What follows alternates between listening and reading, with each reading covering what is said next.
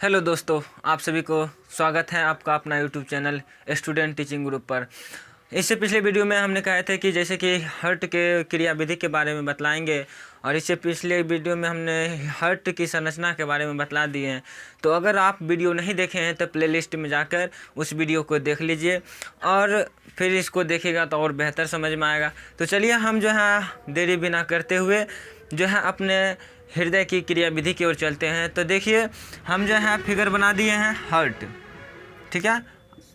Hurt का जो है फिगर बना दिए हैं। अब ये कैसे काम करते हैं इनके बारे में आज हम जानेंगे। जैसे कि आप लोग जानते हैं कि हृदय जो होता है उनके 4 भाग होते हैं, दायां अलिंद, बायां अलिंद, बायां निलय और दायां निलय। तो 4 जो होता है इनके भाग होते हैं। 4 भाग जो होते हैं, अब जैसे कि आप लोग जानते हैं इस छिद्र को क्या बोलते थे, तो इस छिद्र को बोलते थे दायां है तो इसको बोलते दायां अलिंद निलय छिद्र, और ये बायां है तो इसको बोलते थे बायां अलिंद निलय छिद्र। अब वो होता क्या है यहाँ पर, तो ये पश्चिमाशिरा और ये अग्रमाशिरा, यानी कि दायां अलिंद में जो होता है ये अग्रमाशिरा और पश्चिमाशिरा दोनों जाके इसी में खुलती है। अब इन दोनों का काम क्या है, तो पूरे शरीर में जो है अशुद्ध रखते हैं, यानी कि कार्बन डाइऑक्साइड वाले रखते हैं। अगर कार्बन डाइऑक्साइड वाले जो रखते हैं वो क्या करेगा, पश्चिमाशिरा और अग्रमाशिरा के द्वारा पूरे शरीर से क्या होगा, यहाँ पर ले आके इसको भर देगी, ठीक है। जब इसको भर देगा तो जस्ट तुरंत क्या होगा कि ये जैसे ही भरा तुरंत ये अलिंद बायां अलिंद भी भरेगा। अब कैसे भरेगा, तो बायां अलिंद जब क्या होगा, यहाँ पर आप देख रहे हैं ये क्या है, फुफ्फुस शिरा। ये फुफ्फुस शिरा है, और फुफ्फुस शिरा का काम क्या होता है कि जितने भी शरीर में शुद्ध रक्त होता है, शुद्ध रक्त कहने का मतलब जब इसमें ऑक्सीजन मिल जाएगी तो फेफड़ा में ऑक्सीजन मिलती है, और वहाँ से ऑक्सीजन क्या हुआ, ऑक्सीजन जनित रक्त यानी ऑक्सीजन वाले रक्त को क्या करेगा कि यह पूरे फेफड़ा से ग्रहण करके और यहाँ पर ला देगा और इसको क्या करेगा, भर देगा। और जैसे ही इस दोनों में भरेगा, जैसे ही इस दोनों में भर जाएगा तो भरने का कारण क्या होगा कि इसमें संकुचन होगा, ठीक है। इसमें क्या होगा, संकुचन होगा। और संकुचन को जैसे कि बोले थे सिस्टोल, संकुचन को क्या बोले थे, सिस्टोल। अब ये सिस्टोल जो होता है कि सिस्टोल जो होता है, सिस्टोल मतलब सिस्टोल कहेगा हृदय की संकुचन क्या है, सिस्टोल। तो ये दोनों सिकुड़ेगा, ये दोनों क्या सिकुड़ेगा, और सिकुड़ेगा तो क्या होगा, यहाँ का ब्लड क्या होगा, दोनों इस छिद्र के द्वारा, ये दायां है तो दायां अलिंद निलय छिद्र और ये बायां है तो बायां अलिंद निलय छिद्र, यहाँ से क्या होगा, ये इसमें भर जाएगी और ये दोनों क्या होगा, खाली हो जाएगा। अब ये दोनों खाली हो जाएगा। अब जानते हैं कि दायां वाले भाग में क्या होता है, अशुद्ध रक्त होता है, और बाएं वाले भाग में क्या होता है, शुद्ध रक्त होता है।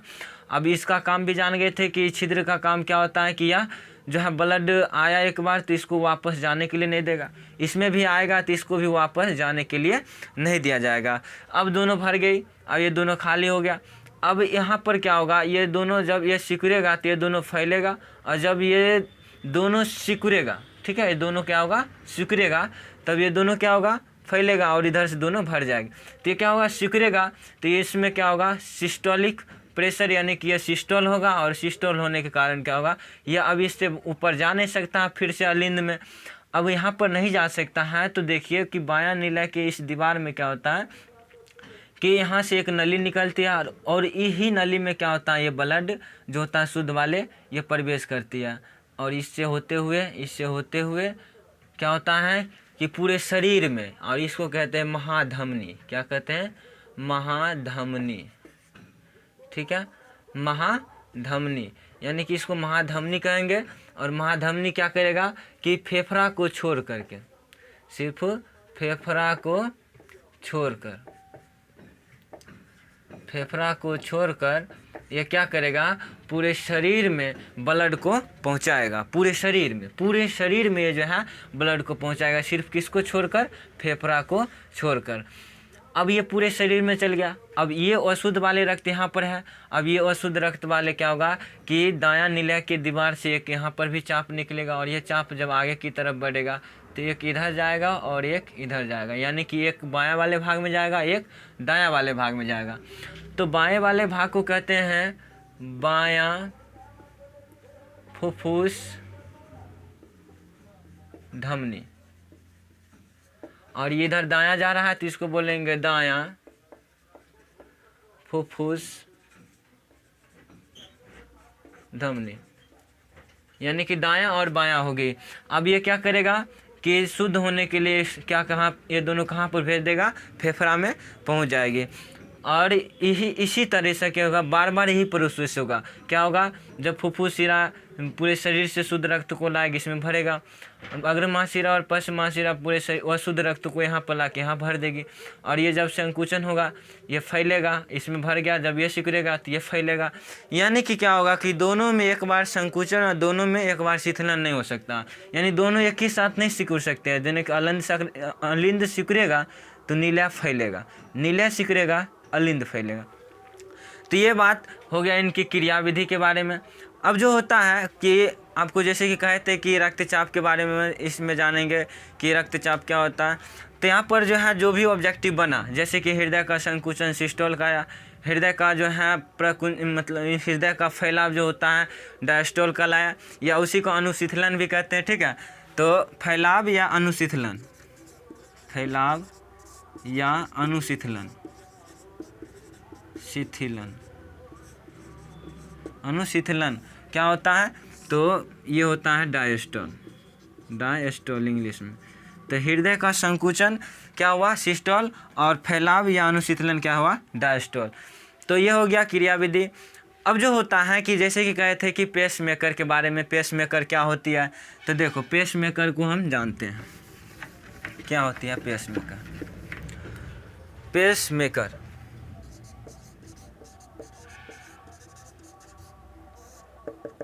पेस मेकर क्या है, तो जैसे कि आप यहाँ पर देख ले दायां अलिंद, इसके दीवार में ही क्या होता है, यह चिपका हुआ होता है। और ये क्या करता है, हृदय की धड़कन को क्या करता है, नियंत्रित करती है। हृदय की धड़कन कैसे, कि मान लो कि कभी तेज़ी हो जाती है कभी कम हो जाती है, इसको नॉर्मल बनाए रखती है। अगर पेस मेकर काम नहीं करेगा तो कभी हृदय तेज़ी से धड़कन करेगा कभी कम करेगा, तो इससे क्या होता है कि विभिन्न प्रकार की शरीर में परेशानी हो सकती है, हार्ट स्ट्रोक हो सकता है, विभिन्न प्रकार की समस्या उत्पन्न हो सकती है।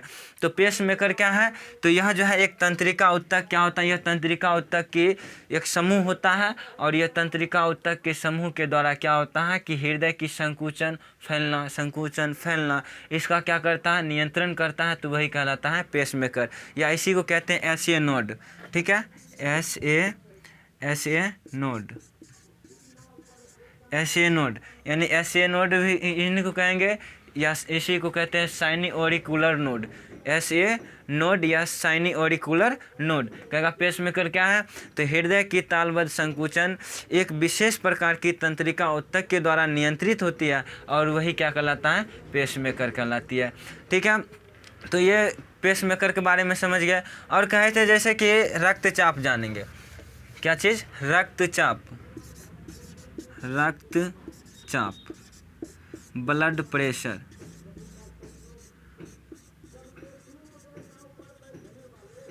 रक्तचाप, ब्लड प्रेशर, इसकी अगर बात करें तो ब्लड प्रेशर क्या हो जाता है कि सिस्टोलिक प्रेशर, सिस्टोलिक प्रेशर बटे डायस्टोलिक प्रेशर।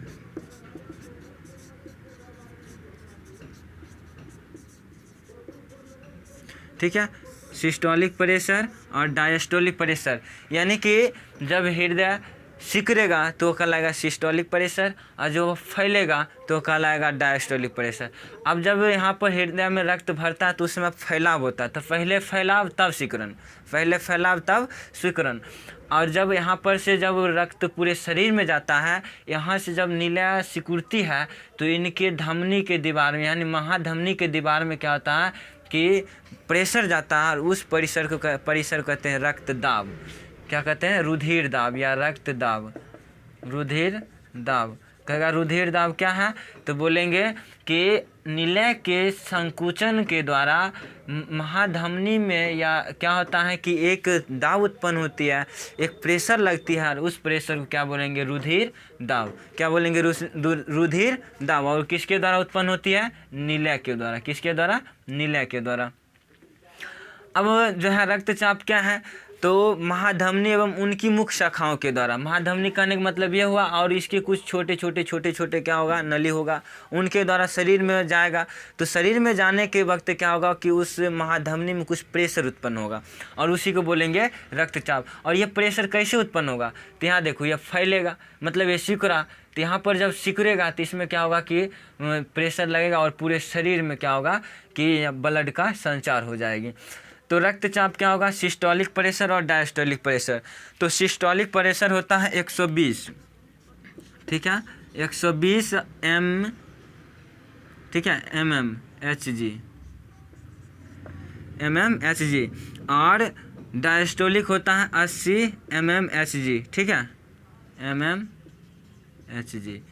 mmHg कहने का मतलब हुआ मिलीमीटर पारद स्तंभ। यानी कि जब पारे के स्तंभ में क्या होता है, जितना संकुचन के दौरान उत्पन्न होता है प्रेशर, यानी कि 120 mmHg, और उतना ही हमारे हृदय की संकुचन के दौरान भी उत्पन्न होती है, तो इसको बोलेंगे सिस्टोलिक प्रेशर। और जब यह फैलेगा तो फैलने से भी क्या होता है कि दाब उत्पन्न होते हैं, और इसको कहते हैं डायस्टोलिक या अनुशीतलन।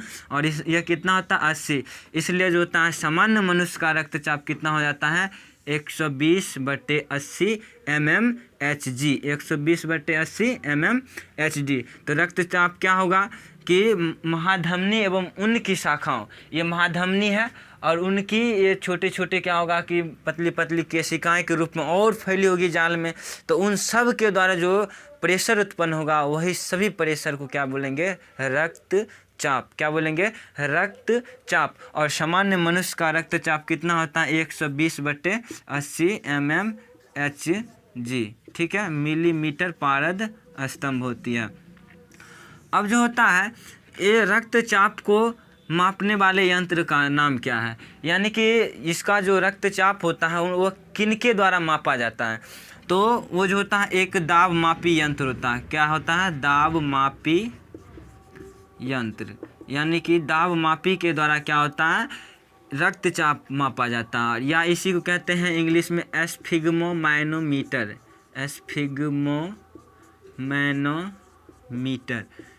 एस्फिग्मोमैनोमीटर के द्वारा क्या होता है, रक्तचाप मापा जाता है, ठीक है। तो रक्तचाप मापने वाले यंत्र क्या हो गया, दाब मापी या एस्फिग्मोमैनोमीटर। अब जो है ये रक्तचाप को पहले बार किसने मापा था, तो एस हेल्स